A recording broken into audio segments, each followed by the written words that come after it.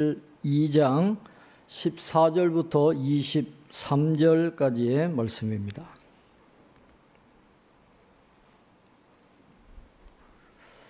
구약성경 1232면쯤에 있습니다. 다니엘서 2장 14절부터 23절까지 한 절씩 교독하겠습니다. 그때에 왕의 근위 대장 아리옥이 바벨론 지혜자들을 죽이러 나가매 다니엘이 명철하고 슬기로운 말로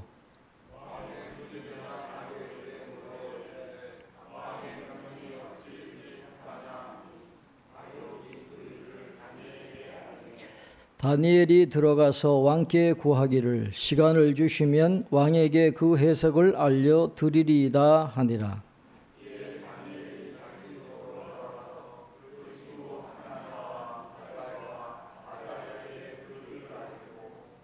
하늘에 계신 하나님이 이 은밀한 일에 대하여 불쌍히 여기사 다니엘과 친구들이 바벨론의 다른 지혜자들과 함께 죽임을 당하지 않게 하시기를 그들로 하여금 구하게 하니라.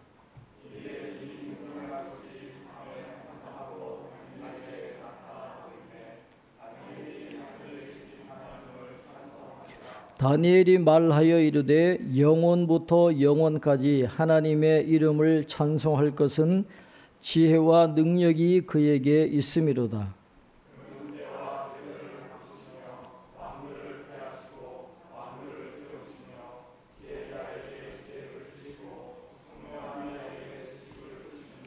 그는 깊고 은밀한 일을 나타내시고 어두운 데에 있는 것을 아시며 또 빛이 그와 함께 있도다.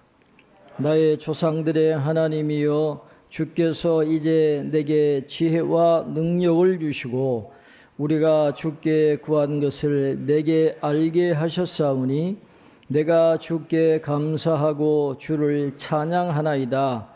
곧 주께서 왕의 그 일을 내게 보이셨나이다 하니라. 아멘. 교회 소식은 우리 환우들 위해서 김상준 장로님, 또 김계숙 지사님, 정혜숙 권사님 위해서 기도해 주시고, 우리 어르신들 오늘 더운데도 오셨는데 어르신들 늘 건강하도록 위해서 기도해 주시길 바랍니다. 기독론 세 번째 교재 잘 갖고 가셔서 활용해 주시기를 바랍니다. 지금 우리가 이제 다니엘서를 함께 묵상하고 있습니다. 다니엘은 잘 아시는 대로 기원전 605년에 느부갓네살 바벨론 왕에 의해서 처음으로 유대인들이 포로로 끌려가는 1차 바벨론 포로 때에 포로로 바벨론으로 끌려갔던 청년이었습니다. 그 청년이 바벨론을 거쳐서 페르시아 제국 때까지 한 80세가 넘어가도록 생존하면서 하나님의 놀라운 역사를 드러내는 선지자입니다. 다니엘은 선지자예요. 우리가 다니엘서를 읽고 해석을 할 때 중요한 것은 이 다니엘서를 처음 들었을 그 유다 포로로 끌려갔던 그 포로들이 이 다니엘서 말씀을 들었을 때 어떤 마음이 들었을까? 여러분, 포로로 끌려갔잖아요. 선민이라고 하는 하나님의 택한 백성이라고 하는 자부심 하나로 살아가던 이 유대인들이 나라가 망하고 성전이 무너지고 성전 그 그릇을 다 빼앗기는 그런 상황에 닥쳤을 때에 당시의 전쟁은 신과 신의 전쟁이거든요. 유대가 졌다라는 건 하나님께서 그 바벨론의 마루둑 신에게 졌다라는 거예요. 어떻게 하나님이 마루둑에게 지실 수가 있느냐. 그런 종교적인 충격뿐만 아니라 바벨론의 포로로 끌려갔더니 찬란한 문명이 거기 있는 거예요. 이 느부갓네살은 유명한 건축자거든요. 바벨론 도성을 세울 뿐만 아니라 이 슈타르 문을 또 멋지게 세우고 여러분 7대 불가사의라는 그 행인 가든 공중 정원을 이 사람이 만든 거예요. 바빌론의 포로로 끌려갔더니 희왕찬란한 그런 세상 문명을 보고 포로로 끌려가 있는 이 유대인들이 이 주눅이 들어있는데 그 사람들이 이 다니엘서의 메시지를 들었을 때에 과연 무슨 생각을 하게 되었을까? 자기들이 버려진 건 아닐까? 하나님이 우리를 버리신 건 아닐까? 하나님은 패배하시지 않았나 하는 그런 회의감이나 절망감에 빠져있던 이 유다 백성들이 이 다니엘서를 읽으면서 다시 믿음을 회복하게 되고 이 종말에 대한 내용도 다 나오잖아요. 그러니까 우리가 무엇에 소망을 두고 살아가야 할 것인가를 이 다니엘서를 통해서 배우게 되는데 오늘 저와 여러분도 이 다니엘서를 통해서 이 세상의 문명 속에 이 세상의 가치관 속에 살아가는 우리 믿음의 사람들이 어떻게 살아가야 할 거냐 하는 것을 이 다니엘서를 통해서 우리가 꼭 배우시길 바라고, 역사의 주인이 하나님이시고 하나님이 우리의 삶을 주관하신다고 하는 그런 믿음의 고백, 그래서 우리가 어떻게 살아가야 할 것인가를 다시 한번 깊이 생각해 보는 그런 계기가 될 수 있기를 바랍니다. 오늘 14절부터 16절에 이렇게 말씀해요. 그때에 왕의 근위대장 아리옥이 바벨론 지혜자들을 죽이러 나가매 그랬어요. 다니엘이 명철하고 슬기로운 말로 왕의 근위대장 아리옥에게 물어 이르되 왕의 명령이 어찌 그리 급하냐 하니 아리옥이 그 일을 다니엘에게 알림해 다니엘이 들어가서 왕께 구하기를 시간을 주시면 왕에게 그 해석을 알려드리리이다 하니라 그랬습니다. 위기 상황이죠. 아니 세상에 어느 왕이 자기가 꾼 꿈에 대해서 이야기해 주지도 않고 그 지혜자들한테 내가 꾼 꿈도 너희들이 알아내야 되고 그 꿈이 의미하는 바를 알아내야 된다라고 명령했던 왕은 지금까지 없었어요. 근데 이 왕은 그런 명령을 내리니까 어느 누가 그걸 할 수 있었겠어요? 바벨론 수많은 지혜자들도 그 꿈의 내용도 모르고 해석은 더더욱 할 수 없는 거예요. 그러니까 왕이 화가 나가지고 다 죽여버려라 하는 명령을 받고 왕의 근위대장 아리옥이 지혜자들을 죽이려고 닥쳐왔어요. 여러분, 근위대장이라는 말은 지금으로 이야기하면 이 경호실장입니다. 고대 왕국에서 경호실장은 대단한 겁니다. 지금 국정원장하고는 차원이 달라요. 그 바벨론 전 세계에 가장 위용 있는 군대를 이끌고 있는 이 바벨론 군대에서 왕의 경호실장이다. 여러분 그 아우라를 한번 여러분 상상을 해보세요. 제가 말씀드린 적이 있는 것 같은데 국정원 고위 간부 집을 신방을 갔어요. 그래서 예배를 다 드리고 이제 다과를 나누면서 이야기하는데 그분이 저한테 그래요. 목사님 혹시 운동을 좋아하십니까? 그래요. 예, 저는 축구를 좋아합니다. 다른 것보다도 저는 함께 뛰는 이 운동 중에 저는 축구를 가장 좋아합니다. 그래서 축구 즐겨 했습니다. 그랬더니 그분이 그래요. 아니 어떻게 아셨냐 그랬더니 목사님이 문 열고 들어오실 때 벌써 범상치 않았다고, 무슨 황소 한 마리 들어온 줄 알았다고 그래요. 저는 조용하게 들어갔는데 저보고 그런 느낌을 받았다면서 이분은 운동을 좋아하시겠구나 하는 그런 생각이 들었다는 거예요. 그 이야기를 들으면서 국정원 고위 간부 아무나 하는 게 아니구나. 이 사람들은 뭔가 이 사람을 보는 눈을 갖고 있어야 이런 정보 분야에서 일을 하지 아무나 그 자리에 있는 건 아닌 것 같아요. 뭔가 아우라가 있어요. 눈이 굉장히 매섭거든요. 보통 눈매랑 달라요. 그러니까 이 바벨론의 왕을 경유하는 근위대장이다, 경호실장이다, 이 아우라가 보통이 아니죠. 혼자 왔겠어요? 그 수하의 군인들을 끌고 이제 잡아 죽이려고 왔는데 이 다니엘의 반응이 여러분 굉장히 놀라운 거예요. 그때 뭐라 그랬습니까? 14절에 보면 다니엘이 명철하고 슬기로운 말로 그랬어요. 그 위급한 상황에 곧 죽어야 될 그 위기의 상황에 다니엘이 당황하지 않았다라는 거예요. 슬기롭고 명철하고 슬기로운 말로 이 근위대장에게 이야기하는 이 대단한 내공이잖아요. 흔히 내공이라 그러는데 이 내공이 그냥 생긴 게 아니에요. 다니엘은 포로로 끌려와서도 하루에 3번 하나님 앞에 기도하고 이 다니엘은 항상 말씀을 묵상했던, 그래서 예레미야 선지자의 그 예언을 잘 알고 있었던 사람이잖아요.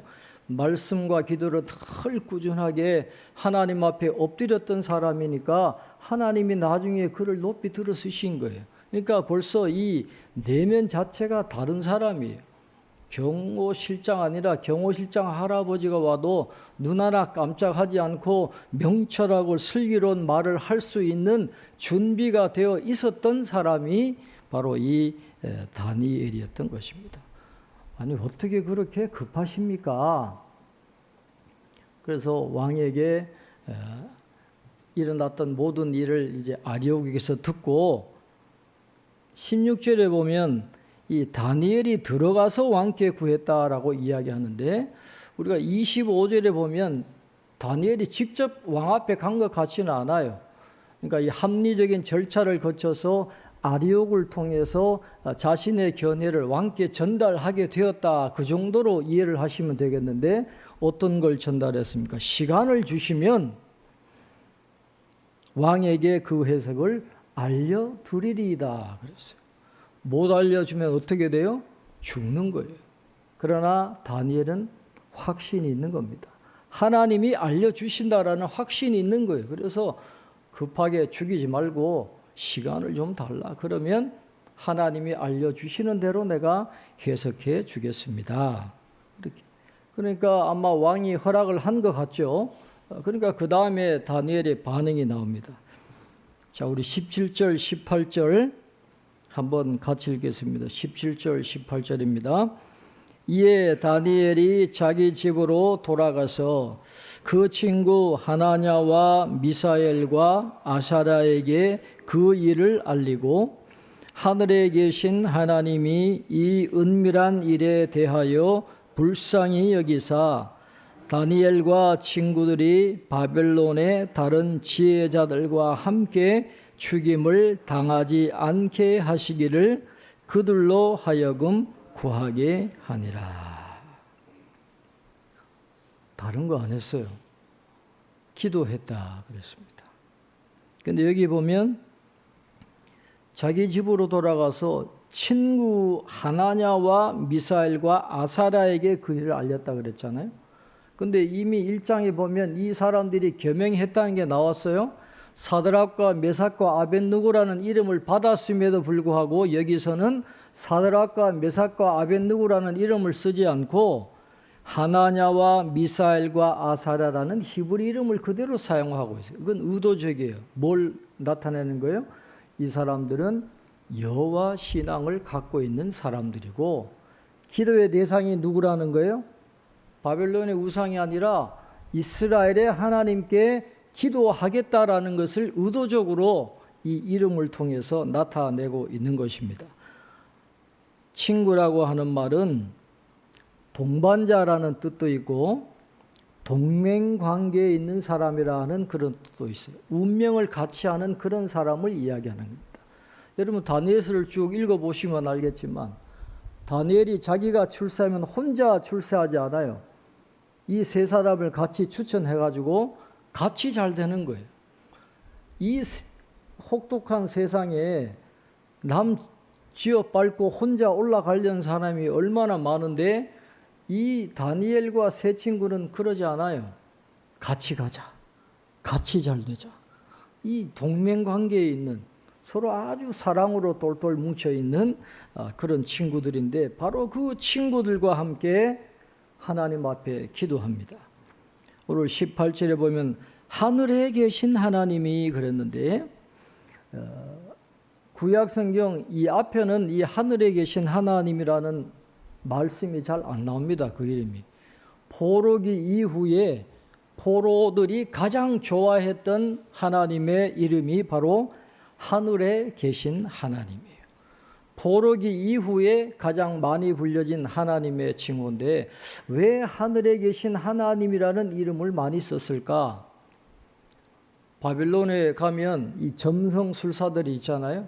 이 갈대아 술사들이 바로 점성가들이에요. 영어로 보면 영어 성경에는 이 별을 가지고 점을 치고 별을 숭배하는 사람들이 갈대아 술사들이에요. 그러니까 이 사람들은 별이 신인 사람들이에요.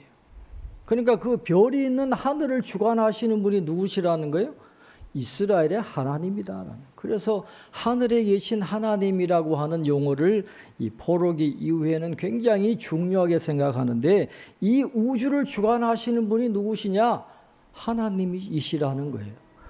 바벨론에 패해서 마르둑에 의해서 하나님이 사라진 게 아니다라는 것이죠.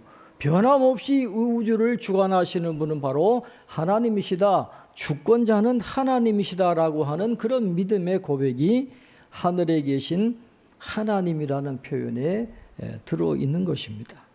그래서 그 은밀한 일에 대해서 우리에게 나타내 보여주셔서 우리를 죽음에서부터 건져주시는 그 자비와 긍휼을 베풀어 달라고 그들로 구하게 하니라라고 하는데 구하게 한다는 말은 지극한 열심으로 간구한다는 그런 뜻이에요.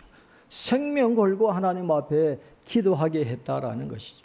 그래서 다니엘과 이 세 사람이 이 어려움을 당했을 때 그 돌파구로 삼았던 건 바로 기도였는데 그런데 여기서 우리가 중요하게 생각해야 될 것은 기도가 최후의 수단이 아니었다라는 거예요. 여러분 잘 들으세요. 기도는 최후의 수단이 아니었어요. 이 세 친구가 다른 거 다 해봤는데 효과가 없으니까 마지막 최후의 수단으로 하나님 앞에 기도했다? 그게 아니잖아요. 기도는 이 사람들의 삶의 방식이에요. 늘 기도하는 겁니다. 여전히 기도하는 것처럼 이번에도 하나님의 도우심을 구하면서 하나님이 도와주지 않으면 안 된다는 걸 아니까 여전한 방식으로 기도해 오던 사람들이 이 위기에 직면했을 때 더 힘써 하나님 앞에 기도했다는 거예요. 기도는 최후의 수단이 아닙니다. 기도는 습관이고 삶의 방식이어야 한다는 거죠. 그러니까 기도하지 않았으면 아마 이 위기의 순간에 기도할 생각을 안 했을 거예요. 그러나 기도가 삶의 방식이었으니까 다른 세상 방법 찾지 않고 하나님 앞에 엎드리는 그런 모습이 오늘 본문에 나와 있는 것입니다. 그래서 다니엘서는 기도가 굉장히 중요한 역할을 해요. 다니엘은 기도의 사람이고 말씀 묵상하는 사람입니다. 하나님이 왜 그에게 은밀한 일을 보여주시고 그를 왜 바벨론과 페르시아에서 높이 들어 쓰셨느냐? 겸손한 것도 있지만은 기도의 사람이고 말씀의 사람이었기 때문에 하나님이 그를 높이 세워주신 것을 우리가 알 수 있게 됩니다. 자, 그렇게 생명 걸고 하나님 앞에 기도하니까 하나님이 째깍 응답을 하시는 거죠. 우리 19절 한번 19절 같이 읽겠습니다. 이에 이 은밀한 것이 밤의 환상으로 다니엘에게 나타나 보임에 다니엘이 하늘에 계신 하나님을 찬송하니라 그랬습니다. 이에 그랬잖아요. 이 다니엘과 세 친구들이 하나님 앞에 간절히 기도하고 매달렸더니 하나님이 은밀한 것에 대해서 밤에 환상으로 다니엘에게 나타내 보이셨다. 그렇게 말씀을 하고 있습니다. 이 보이매라는 단어는 덮개를 벗기다 그런 뜻이거든요. 우리가 조직 신학을 할 때 계시라고 하는 말, 이 리블레이션이라는 말이 벗긴 것을 덮인 것을 벗긴다라는 그런 뜻이잖아요. 하나님이 갇혀 있던 것을 보이도록 드러내 주셔가지고 은밀한 것을 깨닫게 하시는 그런 장면이 나옵니다. 꿈과 환상은 다른 겁니다.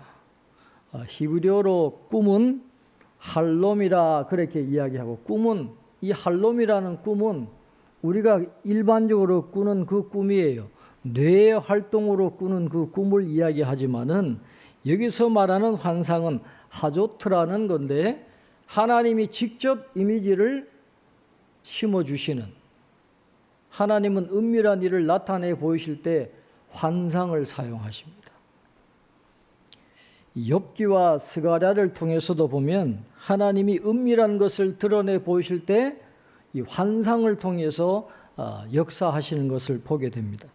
욥기 33장 15절에 보면 사람이 짐상에서 졸며 깊이 잠들 때에나 꿈에나 밤에 환상을 볼 때에, 그렇게 이야기해서 환상을 볼 때, 아마 욥이라는 인물도 환상을 통해서 하나님의 메시지를 들었을 거예요. 그 다음에 스가랴 1장 8절에 보면 내가 밤에 보니 한 사람이 붉은 말을 타고 골짜기 속 화석류나무 사이에 섰고 그랬는데, 내가 밤에 보니라는 이 말씀도 영어 성경에 보면 During the night I had a vision이라 그랬어요. 밤에 내가 비전, 환상을 보았다, 그런 뜻입니다. 그러니까 욥이라는 인물도 그렇고 스가랴 선지자도 그렇고 하나님의 은밀한 일을 어떻게 봤어요? 환상을 통해서 하나님이 보여주셨는데 다니엘도 그런 환상을 보게 되었어요. 그러니까 환상을 통해서 보았다라는 말은 하나님이 어떤 분이에요? 영혼의 세계까지도 다스리고 통제하시는 분이다라는 것을 말씀을 하고 있는 것입니다. 눈에 보이는 세계만 하나님이 통제하는 게 아니에요. 눈에 보이지 아니하는 영적인 세계까지도 다 통제하시는 하나님이심을 성경은 말씀을 합니다. 그래서 우리가 어려울 때 하나님 앞에 기도하는 게 자연스러운 것처럼 하나님이 기도에 응답해 주시면 뭔 반응이 나오죠? 찬양의 그 자연스러운 반응이 나오는 것처럼 다니엘이 하늘에 계신 하나님을 찬송했다, 그렇게 말씀을 하고 있습니다. 이제 20절 이하에 보면 이 찬송의 내용이 나오잖아요. 자, 먼저 다니엘은 하나님의 이름, 하나님의 속성에 대해서 감사합니다. 우리 20절 우리 한번 같이 읽겠습니다. 다니엘이 말라여 이르되 영원부터 영원까지 하나님의 이름을 찬송할 것은 지혜와 능력이 그에게 있음이로다. 아멘. 하나님의 이름은 다른 말로 하면 하나님의 성품이에요. 하나님의 성품이고 하나님의 속성이라고 할 수 있는데 그 대표적인 속성 두 가지를 이야기하죠. 지혜와 능력입니다. 하나님은 지혜와 능력을 가지고 세상을 다스리는 하나님이십니다. 지혜만 있고 능력이 없다면, 능력은 있는데 지혜만 없다면 어떻게 되겠어요? 그러니까 하나님은 지혜도 갖고 계시고 능력도 갖고 계시는 하나님, 이 세상을 통치하시는 하나님에 대해서 찬송을 하면서 그분만이 영원하다는 거죠. 영원부터 영원까지 하나님의 이름을 찬송한다라고 그렇게 말씀을 하고 있습니다. 세상에 변하지 않는 건 없습니다. 유행도 다 변하고 권력도 다 사라지고 유명한 것 다 사라지게 되는 것입니다. 하나님만이 영원한 분이에요. 다니엘은 그런 믿음이 있었기 때문에 그 바벨론의 화려한 문명 속에 살면서도 거기에 마음을 두지 않았어요. 세상의 부귀영화에 마음을 두지 않았어요. 이 모든 게 다 헛되고 잠깐이라는 사실을 알았기 때문에 다니엘의 눈은 영원부터 영원까지 계시는 하나님께 있는 것이지 이 세상의 일시적인 것에 그가 마음을 두고 있지 않았다라는 것입니다.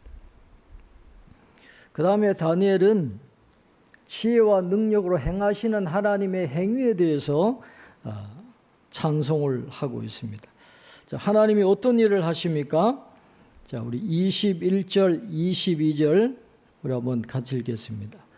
그는 때와 계절을 바꾸시며 왕들을 폐하시고 왕들을 세우시며 지혜자에게 지혜를 주시고 총명한 자에게 지식을 주시는도다. 그는 깊고 은밀한 일을 나타내시고 어두운 데에 있는 것을 아시며 또 또 빛이 그와 함께 있도다. 아멘. 21절에서는 역사를 주관하시는 분의 하나님이심을 말하는 겁니다. 왕들이 세상을 주관하는 게 아니에요. 영원하신 하나님이 이 세상의 왕들을 세우기도 하시고 계절을 바꾸기도 하시고 나라를 빼앗기기도 하시고 독립하기도 하시고 이게 다 하나님이 하시는 거지 미국이 하는 것도 아니고 어느 강대국이 하는 게 아니다라는 것이죠. 역사를 주관하시는 분은 하나님이신 것을 다니엘이 21절에서 찬송을 하고 있습니다. 그 다음에 22절 말씀을 우리가 쭉 보면 깊고 은밀한 일을 나타내신다 그랬어요. 여기서 은밀한 일은 히브리어를 번역을 하면 찾을 수 없는 것을 이야기하는 것입니다. 인간의 능력으로는 찾을 수 없는 그것을 하나님이 계시를 통해서 드러내 보여주신다 그렇게 이야기를 하고 있어요. 그 다음에 어두운 데에 있는 것을 아시며 그랬는데 이걸 번역을 하면 하나님은 금지되었던 비밀을 알고 계신다 그런 뜻입니다. 하나님이 우리에게 지혜도 주시고 지식을 주셔가지고 이 우주를 연구할 수 있게 했어요. 관찰할 수 있게도 하시고 설명도 할 수 있게 하시고 나름대로 과학도 발전하게 하고 기술 문명도 발전하게 하고 하셨지만은 하나님이 다 알게 하시지는 않아요. 하나님이 감추어 두신 곳이 있다라는 거예요. 인간에게 오픈하지 않은 비밀스러운 곳이 있는데 하나님 그것도 다 알고 계신다라는 것이죠. 어두운 데 있는 것, 하나님이 인간의 접근을 금지하셨던 것도 하나님은 다 알고 계신다라고 말씀을 합니다. 그러나 인간의 이성으로는 절대로 알 수 없는 금지된 영역이 있다라는 것입니다.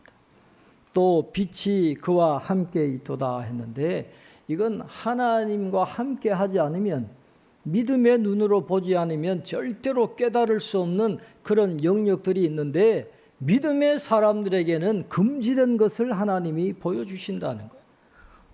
다니엘과 같은 사람에게만 하나님이 그 금지된 영역의 것을 보여주시니까 하나님이 그런 일들을 저에게 보여주시니 감사하다는 그런 찬송을 이 다니엘이 하고 있다라는 것입니다. 자, 마지막으로는 그 하나님을 다시 찬송하는데 우리 23절 말씀 우리 한번 같이 읽겠습니다. 23절입니다. 나의 조상들의 하나님이여 주께서 이제 내게 지혜와 능력을 주시고 우리가 주께 구한 것을 내게 알게 하셨사오니 내가 주께 감사하고 주를 찬양하나이다.